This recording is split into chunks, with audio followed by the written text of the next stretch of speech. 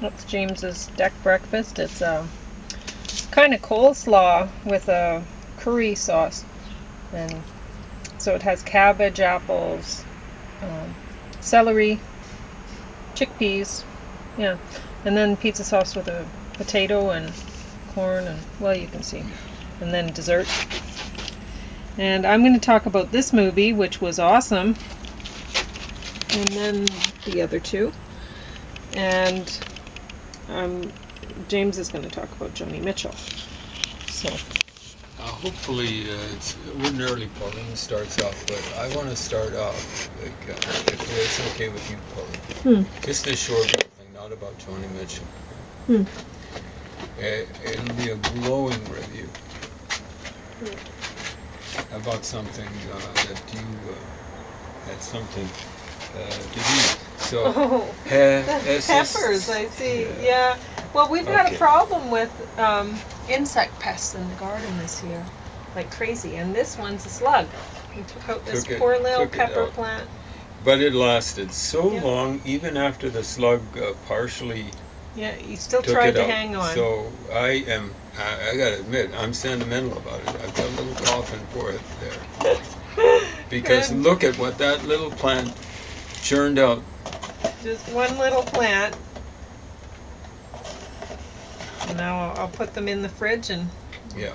Well, I don't know if you could actually rescue seeds off of that. Well, yeah, I'll try. Because it deserves to be memorialized. It is what incredible. A trooper. Look at that. A lot of big peppers off of one little guy. Yeah. Yeah, he was or really gal, trying. Or whatever. Reminds me of my mom. You know, like she was eventually she was below 5 feet. She lost a little bit of height. She made it to 81. She was had what looks like a congenital heart condition, but she made it almost to the life expectancy of someone born when she was late 1922, a little over 100 years ago. And this, believe me, this thing was struggling with the slug for weeks. The damage that the slug did. Just keeping on going. It had fallen down within the basket or whatever they call it. I went to pick it up and I heard crack. Oh no, but it kept on after. Just keeping these things alive as they matured and stuff like that. Your food. And stuff like that. So I feel sentimental about it. It reminds me of, to a little extent, of myself too. I'm all damaged, but I have to remind myself about a poem by Rilke, Rainer Maria Rilke. And don't get the wrong impression, Maria is, it's like Mario. It's a masculine version of Mary. It means strong. It can mean bitter. But Rilke wrote one, it's kind of like a shortened sonnet maybe. Es ist Zeit. Zusammen war sehr groß. If I got the verb wrong, war, was, excuse me, but I think it's war. I'm just going off the top of my head. Lord, it's time. The summer was so grand. It's about harvest time. It's about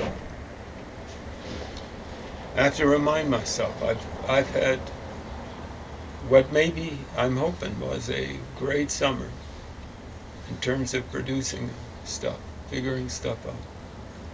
And now I've got to get it published, or at least into publishable condition. I have to be like this. Damage little thing. So the slug for me is the cancer. Working away. But there it is, and it's a little coffin. I don't know. I might take some of its leaves and put them between pages of a book. I want to be reminded of it. So Pauline will be back to talk about some of the movies she was mentioning. I'll just mention I've been listening to Volume 2 of Archives, Volume 2 of Joni Mitchell's stuff. So it seems to be work that she was doing around 68, 69. Volume 1 might be quite interesting, because this tends to be stuff that was like outtakes, so on and so forth, live performances of stuff that was released. And I suspect Archives Volume 1 will be stuff that, like maybe works of her non-edge and stuff like that. So I don't know what sort of stuff, she was doing with Chuck Mitchell, the sleaze bucket who fooled her into marrying him, saying that he'd something like adopt her child of another man, and he kind of reneged on that, and so on and so forth. Joni Mitchell put the child, I think her name was Hunter or something like that, up for adoption, and so on and so forth. The child, the girl eventually got, when she's the woman tracked Joni Mitchell, I gather ultimately wasn't very good. So I saved the seeds, like you said, and I brought the pepper out and put it on your food. Yeah. So I'm going to put it on right now. I'm glad you're saving the seeds. That thing deserves to be memorialized, and not just in word, but in deed. So I promise people that you do some reviews. I will. Now this was excellent. I didn't expect it to be, but wow, what a great movie. If you're into the action sort of bank robbery sort of heist movies, like we were talking about, the Ocean's 11 sort of thing, you should be into this. Maybe you're not, because this is all old people, but this just, for me, it makes it better. But I don't know. Is that the one with Helen Mirren? No. That's another one. Okay. So anyway, excellent movie. Everyone should watch this one. Wow, that's awfully loud. Is that the garbage pickup? Looks like garbage, but they're not due to come down to pick up ours Till tomorrow, right? Yeah, I don't know what they're doing down here. Yeah. Going for a scenic tour of the alley. Anyway. It's not a bus, is it? I don't know, it's a garbage It's a garbage truck. truck. I don't know Maybe why they they're missed. going through. Jeez. Anyway, The Last of Us. This is a series that was that came from a video game, I guess. I hadn't heard about it, but whatever. I'll just read the back for a minute. In 2003, parasitic fungus ravages the planet, and da da da da. So anyway, it's kind of a pandemic movie, apocalyptic sort of thing, and we've totally lost control of society, and Sounds like it's nowadays. terrible. No. No. No. So anyway, it's the cities are pretty much reduced to rubble and chaos. Sounds like Detroit now. No. Anyway, it's this movie, or the series, wasn't that bad. I didn't mind watching it. It says by far the best video game adaptation ever made for the big or small screen. And I don't know if I felt that way. Maybe they just didn't have as good of a story to work with as the Resident Evil crew did. So, but I thought Resident Evil was a much better story than this one. I don't know. I have a hard time believing that fungus is gonna, sure, fungus get into people, whatever, okay. But not just when we eat them, because they're yummy. I mean, other kinds of fungus. So anyway, but I'm really not that worried about parasitic fungi taking over the planet. So it's a bit hard for me to believe that this would be a major concern anyway. And it doesn't even follow. They have different things that they've said about the fungus, like because it not only takes over people, the human bodies, and then the humans are like, basically it's a zombie show. So I compared it to Resident Evil. And it's spread. People bite like zombies. They bite and then they get infected. But the fungi, they'll grow underneath the ground too. And so if you move, then they know that you're there. And it's like, okay, they're moving all the time. So why aren't they being swarmed all the time? It doesn't make sense. They set up these rules about this fungi, and then it just doesn't make sense. And I don't know. It was kind of interesting to see, like, the girl in this show. Oh, he's back. Mr. J? Yeah. The girl in this show, she's being protected. She's a 14-year-old girl who doesn't act 14, actually. In some ways she does, but in some ways she acts 10. So anyway, she's not a very good actress. But we've talked about child actors before. Anyway, what was I going to say about her? Oh, it's interesting to have a character that is being protected that you really don't like. She swears all the time. She is loud when she should be quiet. She's, the whole time you're thinking, oh, just let her die, right? And she's not even an attractive person physically. She's a little bit pudgy. She's, not really plump or anything, but for Hollywood standards, she's pudgy. And she kind of has a facial features that look a bit Down syndrome-ish. Oh my God. So, like, she's not, but this is not, for Hollywood standards, this isn't good look. So you really don't care for her that much. And yet, over the course of the story, you kind of do. And you kind of see, gosh, how are they going to fix this situation? So I don't know if they're going to have another season from this. I don't know. So, F9, the Fast Saga.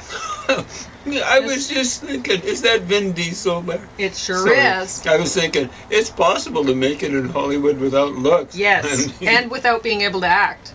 So, yeah, his acting's worse than his looks. Yeah. What an idiot. But anyway, bottom of the stack, but I'll read the notes that I made. I just watched the theatrical version because I was like, ooh, I don't want the director's cut.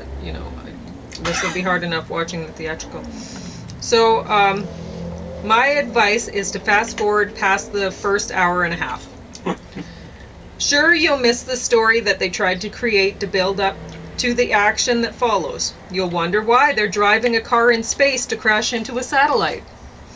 Don't worry, that really doesn't make sense, even if you've watched the first hour and a half. There is so much that doesn't make sense in this movie. Number 1, why Helen Mirren was in it.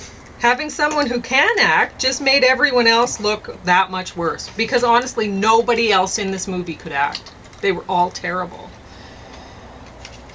Number 2, about 100 things involving the giant magnets. I wasn't going to list them all because if you watch it, you're like, wow, none of this makes sense. Like, so many things. Why is the magnet is able to pull a car through glass windows from another street over to another moving vehicle, but the moving vehicle that has the magnet in it doesn't move? I don't understand that. And it doesn't make sense, right? The magnet with the moving vehicle, it's attracting all sorts of things, but not everything. Sometimes, like, they pulled a prank on somebody in a room and his dinner ended up disappearing and stuff, but their computers and things were still on their desk. So, there's loads of things about those magnets that does not make any sense whatsoever. Number 3, the clean plexiglass prison cell with the beautiful woman in it without a toilet. There's no washroom in there. She's in there. Anyway, number 4. Why this movie was over 2 hours long. Come on. 2 hours long? More than 2 hours long? Do you really need that? Now, having said that, that's some top-notch action that you're seeing in that half an hour space. Like, there's, after the 2 hours, it's just, you'll probably just want to turn that off too. You know, that's, they're just finishing up, they're wrapping up their story to make everyone feel good. I don't know. Anyway, but that between an hour and a half into the movie and 2 hours into the movie, there's a lot of action that is worth watching. I just want Just to for know the sake of action, of watching action. if Helen Mirren is like Tom Cruise and does her own stunts. Well, she didn't have any in this, but I was thinking, like, she's getting to drive a fancy car really fast and whatever. So, but anyway, besides that, yeah, I don't think she was driving the vehicle, the stunt vehicle. Vin's putting on pounds. It looks like. Is this the case, or is that just a bad photo? I don't know. Mm-hmm. Anyway,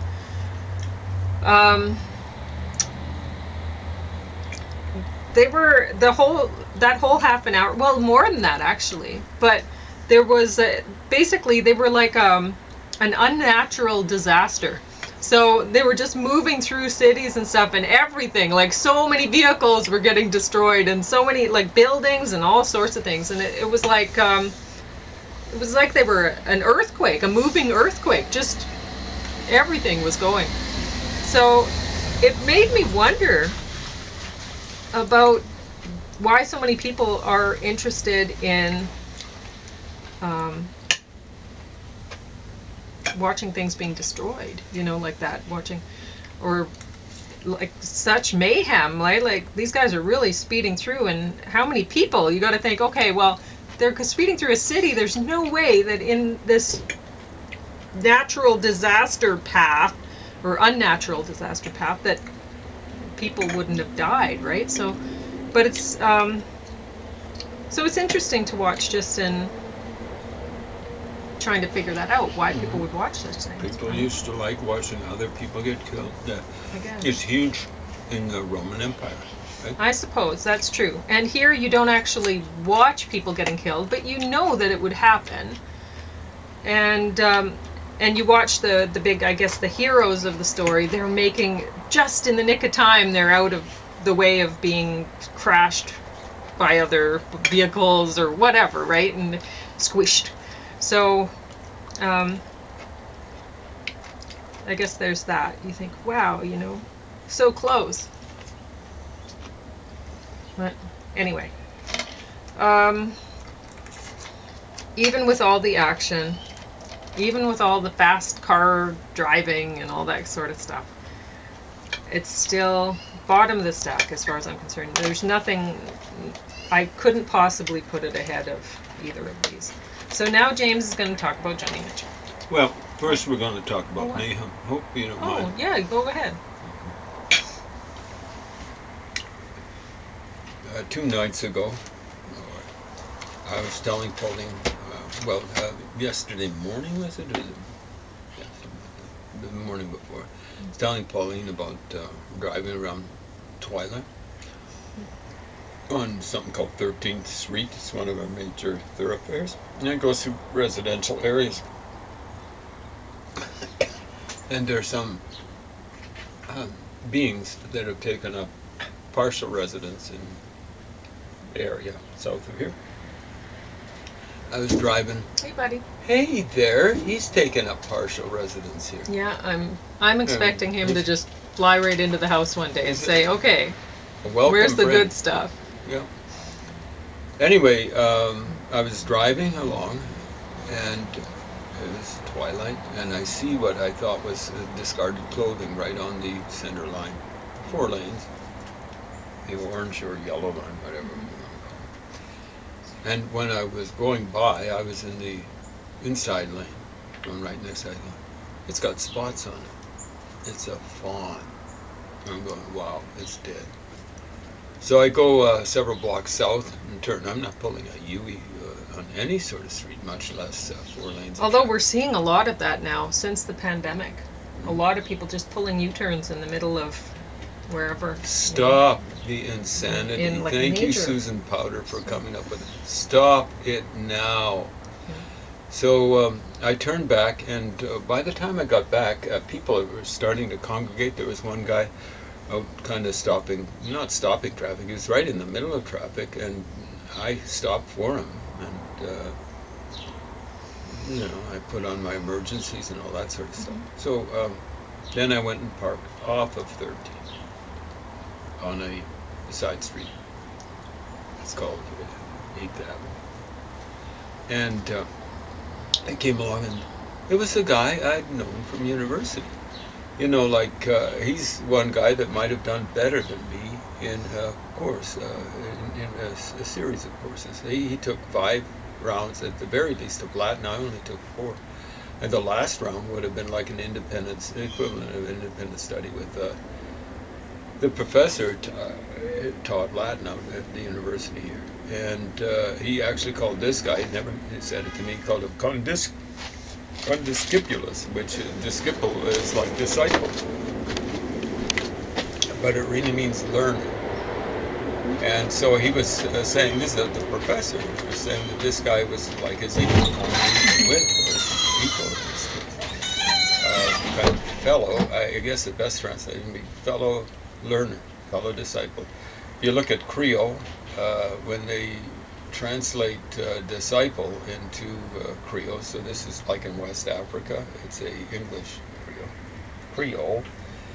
They have got, and I'm not making fun of the accent or anything, this is the way it's written. Disciple is Lannan boy. So it's a learner. Anyway, I didn't recognize this guy at first. He's kind of grown a beard, stuff like that. Got a little bit older. It's been years since I'd seen him. Anyway, he picked up the fawn, and the fawn had been knocked unconscious. I hope it survived. There was some blood involved, but hopefully it had just been knocked unconscious, but able to recover from the wound. But it ran off down actually the avenue that I'd parked on. So that was not last night, but the night before. Was it the night? I think it was the night before that.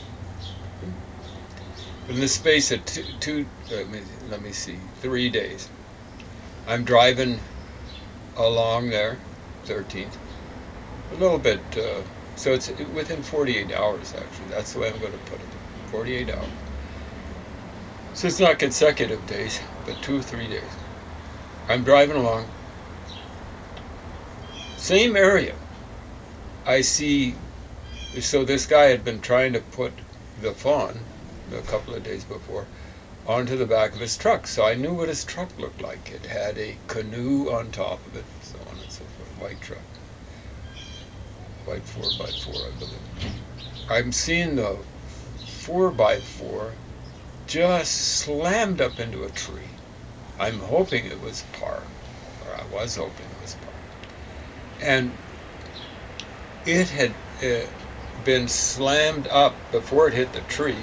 Slammed up into a car in front of it, a vehicle in front of it, kind of like a SUV, but a small SUV. Boom! That had been bashed up into a tree. And there was no sign of the thing that had done the damage.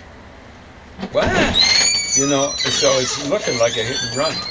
So I go and park again off of 13, and I go and put on some gloves and mask, and I go knock on the door where this guy lives, and just trying to make sure that he's okay, right? As it turns out, the cars had just been parked. He wasn't in them. But it's stunning. Now, I tracked the flunky down who did it. I don't know what they were thinking. The airbag had deployed. That's how bad it was. The truck itself had the emergency brake on, and its world got rocked. This is the one that got hit. It got moved like several truck lengths. That's how bad the collision was. Its back window was broken. The back window of the vehicle that was that got moved from in front of it. That window was broken. There's glass all over the place, all this sort of stuff. Person, and it was a truck that did the damage, but not much bigger than the truck that got hit. The person driving it, it's got to have been a guy, right? No, it was a woman and middle-aged, according to the witnesses. There was one sharp kid, thank you. I shouldn't really call him a kid, but he got a picture. Well, it's all a matter of... it's all relative. Yeah. But once you get older, got a picture of the license plate. So this person, when you do something like that, you should be in jail. Like it's a hit and run accident. The woman didn't necessarily know if there was anyone in the vehicle. There might have been a kid down low, just waiting for someone to come out and give him a ride. Absolutely shameful. And, when the fawn got hit, this guy I was talking with him for hours. He's an interesting guy. He's very, very, very, very smart, Like, he took Anglo-Saxon before I did. And when I finished up taking Anglo-Saxon, the professor, who's actually a graduate of Yale and a few other universities, but Yale, Ivy League, he was saying, I'd like to get together with, I'll give his first name, Virgil, and we'll study Beowulf together. Okay, it's just him and me. And I consider him, when it comes to languages, maybe at least these, I've taken more languages, way more than he has. But with these languages, he might be somewhat better than me. Beowulf, it looks Anglo-Saxon and equal. Latin, it looks as though he's better. And that's when, like you might think I'm arrogant and stuff like that, but I'm not pretentious. If someone's better than me at something, I go, I'm not worthy. Anyway, I was talking to him, and he's saying he's been in two senses of the word, at City Hall, trying to get them to do something about people speeding on 13th Street and presumably elsewhere. Get on the stick and off your hands, you stupid idiots. It's not so much the politicians, but it's the bureaucrats with the city of Lethbridge. How much time have I got to A minute and a half. A minute and a half.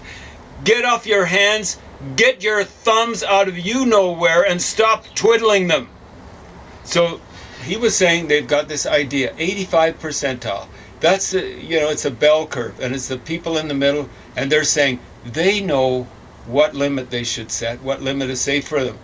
I've been on the road with these flunkies, and they have no clue about what's safe for them or for anyone else, much less pedestrians.